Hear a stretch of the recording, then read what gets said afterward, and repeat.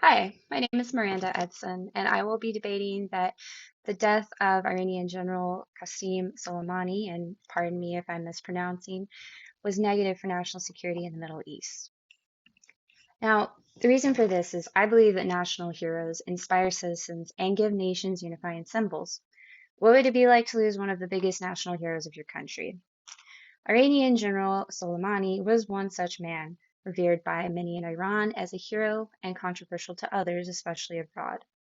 I believe that the assassination of Qassem Soleimani is negative for national security in the Middle East for multiple reasons. His military expertise, his strong operational success in the field, and his cult of personality led to national security and stability for Iran and Shias throughout the Middle East. Soleimani was part of the Iranian Islamic Revolutionary Guard Corps since 1979 and quickly rose through the ranks due to his successful operational record during the Iran-Iraq War from 1980 to 1989. He was appointed commander of the Quds Force in 1998, which is responsible for unconventional warfare and military intelligence inside the Iranian Islamic Revolutionary Guard Corps. Iranian forces under Soleimani's direction aided the US's allies at the very beginning of the invasion of Afghanistan to unite against the Sunni extremism of the Taliban. This ended when the Bush administration labeled Iran as part of their axis of evil.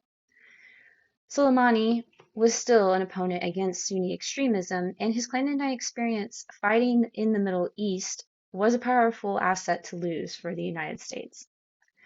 Soleimani continued to be responsible for clandestine and extraterritorial operations in the Middle East.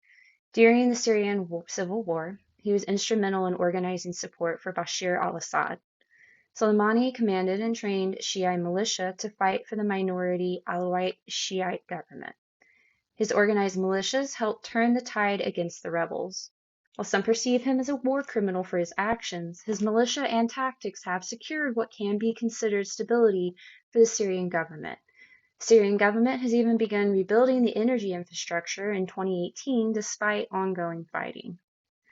Soleimani was key throughout the Middle East for pushing back against the Islamic State. In addition to his assistance in Syria, he organized Kurdish and Shia forces in Iraq from 2014 to 2017. The Quds Force was also involved in Iraq, and Soleimani helped organize intelligence sharing between the militias, the Quds Force, and the Iraq military. As we know, intelligence sharing is beneficial and can only aid when fighting against a unified enemy with allies. Soleimani also is revered by many Iranians as a national hero. He is viewed by some as the second most powerful man in Iran behind Ayatollah Khamenei, and he was a favorite of the Ayatollah. Soleimani carefully cultivated his public image by mingling with his soldiers on the front lines, earning the respect of his soldiers, and he also presented himself in a calm and charismatic manner.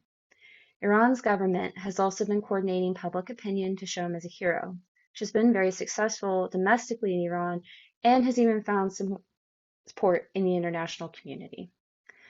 The Islamic State is very much still active in the Middle East, and Soleimani was one of the best strategic minds with great success in fighting them. His absence leaves a hole in the stability of the region since he was a key ally to Syria, Iraq, and the Kurds.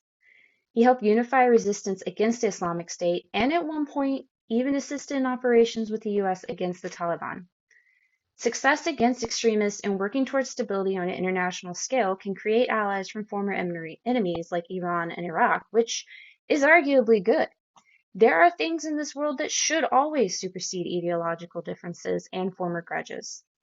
I worry about the future of the Middle East with the Islamic State still very much active and with the Taliban back in power without the long shadow of Soleimani from Iran. Of course, I cannot predict a future that does not exist, but I wonder what if Soleimani was still alive? Would the Messiah's withdrawal from the Middle East still be occurring? Would Afghanistan have had more support from Iran in fighting the Taliban? Unfortunately, we cannot know. And that is why I believe that the assassination of Iranian General Qassem Soleimani was detrimental and negative to national security in the Middle East.